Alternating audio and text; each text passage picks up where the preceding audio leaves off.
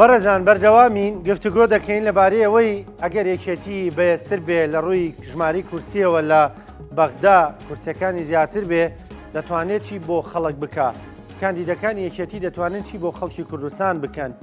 بەڵێنی چی بە خەڵک دەدەن گفتوگەین پرس و باسوبابەتاکەین لەگەڵ بەڕێز ساید مەسیفی کاندیدی ژمارە 19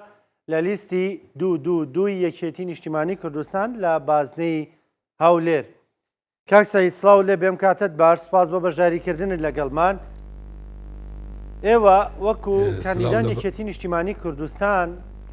دەتوانن لە بەغدا چی بکەن بەڵێنی چی بە خەڵک دەدەن؟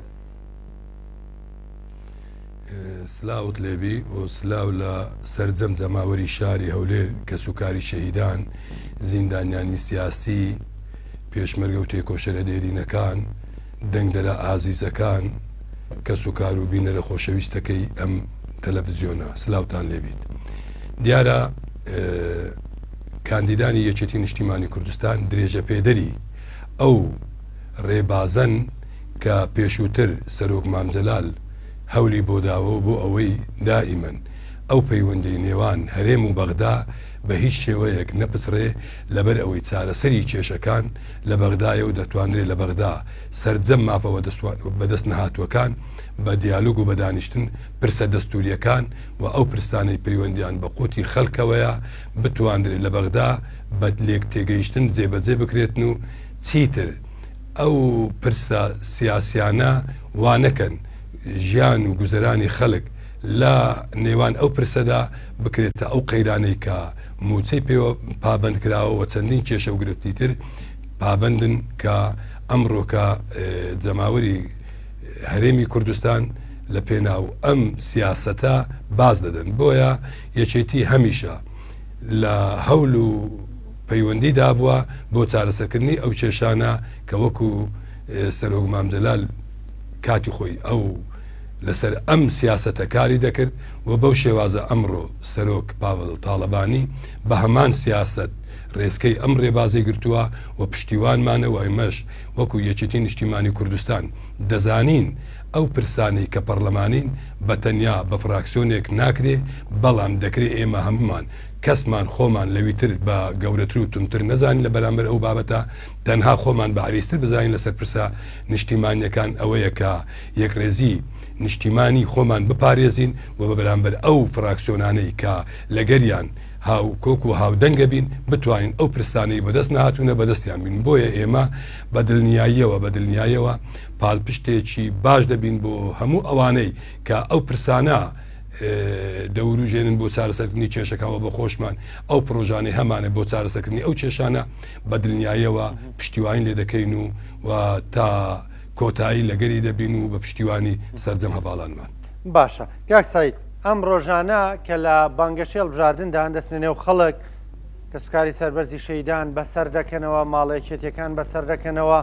ماڵەکانی دیکە بەسەر دەکەنەوە ینی داوایان لێ دەکەن دەنگتان یانیەوە داوا لەوان دەکەن کە دەنگی خۆیان بەیەوە بدەن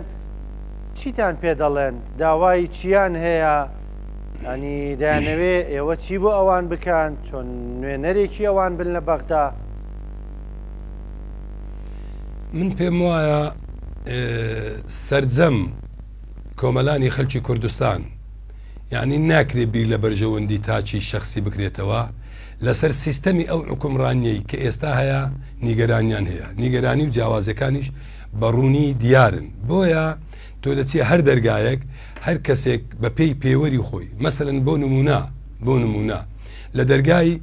خانەوادەی کە سوکاری شەهیدێک دەدرێ ئەو خانەوادەیە کە خوێنی ڕشتووە و کوڕێک کچێک خێزانێک دایکێک باوکێک بە جەگری سوتایی بە ڕەشپۆشی بە بێنازی گەورە بووە دێ پشتیوانی لەو عزبانە دەکا کە وەسیلەک بوونە بۆ لە پێناو ڕزگارکردنی نیشتیمان و پاراستنی دەستکەوتەکان ئەو ڕۆمافی تاچی خۆی وەدەست نەهاتووە و جیاوازی شەیە لە مابینی ئێمە و لە مابینی بەغدا. ئەو جیاوازیانە بۆ هەن هەمومان هاوڵاتی یەک نیشتیمانین و هەمووشمان پێکەوە لەسەر یەک خاک ئەژین و ئێمەش هەرێمێکین پەیوەندیمان پێکەوێ ناکرێ ئەو جیاوازیانە هەبن و جیاوازیەکان دەکرێت چارەسەر بکرێن. بۆ نمونە دەچی لە دەرگای ماڵی پێشمەرگەیەکی کەم ئەندام بووی سەنگەر دەدەی، تەنها چاکردنی موچە بە شێوازێک لە شێوازەکان چاکراوە. دەکرێت کەسێک قاچێک چاوێک دەستێک لەسەر جێگا کەتووە سەتاسەد کەم ئەندام بووی سەنگەربی لە پێناو بۆ دەستێنانی ئەو مافانەی کە ئێستا هەنیا پارێزگاری دەستکەوتەکان هاتبی نەتوانی بچێتە نەخۆشخانە بیمەکەی نەبیتن، نەتوانی سەفەرێک بک بۆ عەج هیچ پاداشتێکی هەبی،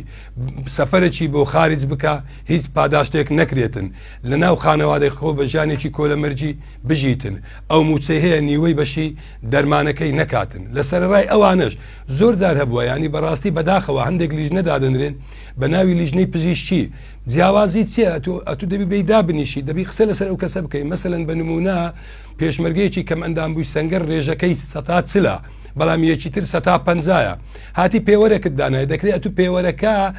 ئەو مقیاسە بەوە بکەی کە لە سەتا چەند بودجەکەی دەدەیە کەمتری کە ئێستا تا 56 زیاتربی لە سەتا چلوسی. بەڵام چۆن دەکرێت کەسێک سەتا چل پارچەیەک لە جەستەی خۆی لە دەست دابی، یەکی سەتا پەنجابی سەتا چلەکە دەرنەچی برێکاکە تۆ بڕۆ مارەوە، کەسی لەوانێت چار پەنجەی لە دەست دابیان شوێنێکی ئەساسی خۆی لەدەست بەڵام ڕێژەکەی سەتا چلبی. بۆیە بەڕاستی نەهێشتنی ئەو جیاوازیانە لێرە و بەدانیشتن، یعنی ئەوە بەتەنیا ناکرێت، ئەو ڕێکخراوانە و کۆمەڵانەی کە هەن زۆر زیرەکن، زۆر لە مەعاناتی خۆیان دەگەن. دەکرێت ئێمە و بەغدا و لەگەر سەرجەم کۆمەڵە و شەهیدانی زیندوو پێشمەرگە کەمەندان بۆکانی سەنگەر لەگەر کۆمەڵە و ڕێکخراوەکانیان دابنیشین. ئەو پەیڕەوەیدان ڕێشتیا داڕشنەکەیان وا بووە کە کاتی خۆی لە کۆنگرەکانی خۆیاندانە ئەو مافوو دەستکەوتانەی هەیەە دەکرێت بۆیان جێبەجێ بکرێتن و لەسەر ئەو مافانە ئەتو ئەو پرۆژەی ببێ لە ناو پەرلەمانی عێراق و پەرلەمانی کوردستان ئیشی لەسەر بکرێتن. بۆی بینەر باشتر تێبگانی مەبەستی لەوەیان دەکەس بەشێک لە جەستەی خۆشیان لە دەستداوە، بەڵام هێشتا بە خاوەن پێداویستی تایبەت بە کەمەندام حساب ناکرێن.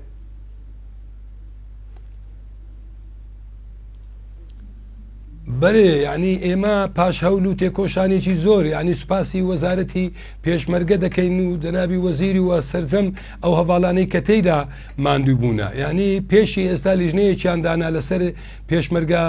کەم ئەندام بۆکانی سەنگەر کە لیژنەیەکی زۆرتون بەبێ ئەوەی ڕەچاوکردنی هەندێک خاڵ هەواڵان، ینی ئێمە دەبی بزانین مەسەن لیژنەیەک دادەندرێ دەرێت چۆن ئەوە پێشمەرگەی کەم ئەندامی سەنگەرە گولەی پێ نەکەوتووە بە نمونە، بەڵام لە زیندان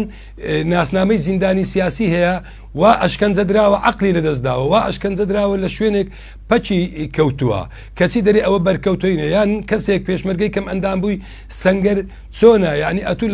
چووی لە شەڕ و جەبهەداوی لە شاخ هەردێرای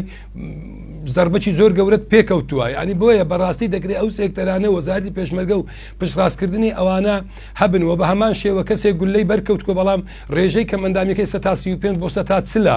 دەکرێت ئەتوو ئەو دەرمالەیەی کە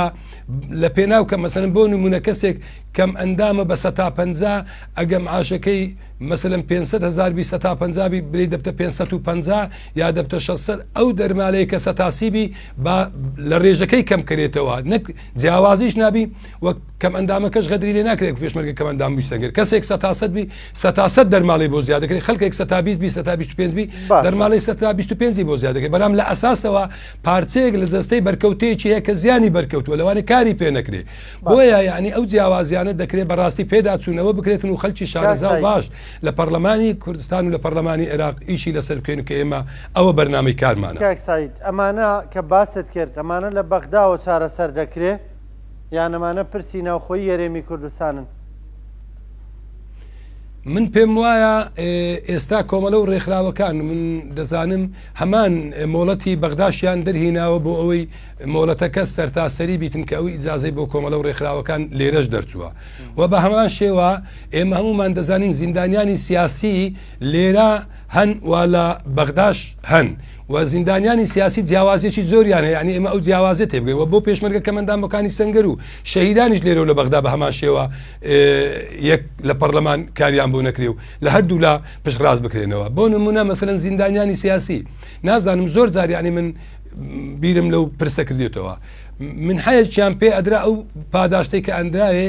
لە بەغدا 1,200,000 دینار بوو، لە هەرێمی کوردستان 500,000 دینار بوو، یعنی ئەو کەسە تێکۆشەرانەی کە لە ناو زیندانەکان ئەو خۆڕاگری هەبوون ئەوە دەکرێت لەوانە بپرسی کەوەیان کردووە لە حکومەت بپرسێتەوە بەڕاستی ینی ئەو بودجە چۆن دەتوانێت و کەسێک ئەمەی بڕیوە یانی خۆی 1,200,000 بەڵام حکوومەت هێرێمی کوردستان 500 دەدا بە زیندانیانی سیاسی. دەکرێت لە پسندکردنی بودجە و لەو پارانەی کە داوا دەکەن ئەوانە بن ئەیگەر ئەوانە نینە بۆ قبوریتی باشە زیندانی سیاسێک لە ڕژێمی ڕفتار فاشی بەغدای ئەو کاتی کە جیرابی لەوانێت جیاوازی نەتەوەیی جیاوازی شۆڕژێریشت جیاوازبی لەگەرەوەی کە یەک نەتەوە بۆ گرتیتی دەبی بەرامبەر تو چی کردبی ئەسڵەن من لەو بڕواایەدام زۆربەی ئەو زیندانیانەی جیراون لەسەر سیاسی ئەوەی دەرعق بە کورد کراوە بەرامبەر بە هیچ نەتەوەکانتر نەکراوە لەبەرەوەی گەلی کورد بەخۆ دەزانێت هەم لە ڕووی نەتەوەی غدری لێکراوە و هەم لە ڕووی ئەوەی کە شۆڕشی دژی ئەو ڕژێمە ڕفتار فاشە دروست کردووە لە زیندانەکان غدری لێکراوە کەسێک خۆڕاگربی بەرامبەر بەو ڕژێمەی کە هەیە لە بەغدا جیاوازەکەی ئەوەن دەکرێتن یعنی ئەوە لێپێچنەوەی لەگەرکەوە زائیدەن لەوەش تا ئێستا چەند وەجبە هەیە من لەوانە دەپرسم بەڕاستی پێویستە ئەو کۆمەلە و ڕێکخراوانی زیندانیەکان بێن کە لەلایەن پارێزەرەکان و لەلایەن حاکمەکانەوە پشتڕاست کرانەوە وابزانم تا وەجبەی 12 چەندە ڕۆیشتون یعنی تاکو ئێستا نازانم 8 وەجبە چەند پارەی وەگرتووە ینی ئەوە 5-6 وەجبە تاکو ئێستا هەر من عەکەشی وەرنەگرتووە هەر بۆشی نایە یعنی بەڕاستی پاشی کەی ئێستا زۆربەی ئەو زیندانیانەی کە لە وەجبەکانن ئەمری خۆیان کردووە و کۆچیشیان کردو تاکو ئێستا لەو سوودا سوودمە نەبوونە لەو پاداشتا بۆیە بەڕاستی ینی کەم تەرخەمی زۆر هەیە لەسەر ئەو کەسە تێکۆشەر و ناکەن جیاوازی زۆری ژێ لە خۆڕاگر بوونە بەس ناکەن جیاوازی زۆری ژێ لە پارەی موچەی با بڵین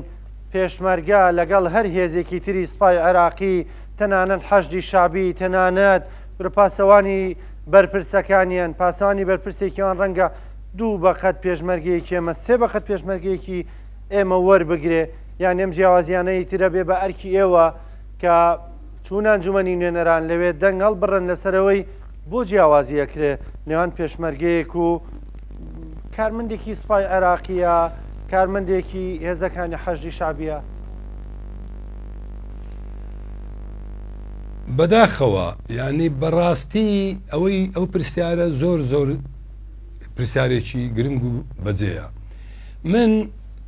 زۆر جار دەرێم ئێمە کاتی خۆی لە دەستور شەڕێکمان کرد مافە دەستوریەکانمان لە ناو دەستور جێبەجێ کرد لە کاتێک کە گەلی عێراق لە بارودۆخێکی خراپدا بوو بەڵام لەو کاتەی کە گەلی عێراق خۆی گرتەوە و لەو پەرلەمانیان دروست کرد مافەکانیمە بە هیچ شێوەیەک جێبەجێ نەبوون بەداخەوە هەرێمی کوردستانیش و ئەو حکومڕانیەی کە باڵانسی هێزی تێکچوو بۆ بەرژەوەندەکان نەتواندرا هەمومان یەکدەنگ بین و لە 1-0 کۆ ببینەوە لە پاش ئەوەی کە سەرۆکی یەکێتی نیشتیمانی کوردستان سەرۆک مامجەلال کۆچی دوایی کرد کە سەرۆک کۆماری عێراق بوو زۆربەی کێشەکانی بە دانیشتن و مێز و گفتوگۆ ئەو کەم و کوڕیانەی بڕی بوو کە هەمیشە ئێمە داوامان دەکرد بەڵام لەو کاتێک کە ئێمەی جێهێشت و ئەو پەرتەوازیە لە هەرێمی کوردستان دروست بوو تاکو ئێستا سەرجەم لایەنە سیاسەکان نانتوانی لەسەر یەک مێزی گفتوگۆ سەرۆکی حیزبەکان کۆ ببنەوە بێن بڕیاری دروست بدەن لە پێناو بەرژەوەندی کۆمەلانی خەلکی کوردستان و دەستکەوتەکانی کە بەدەست ناتنەوە بەدەستی بن بۆ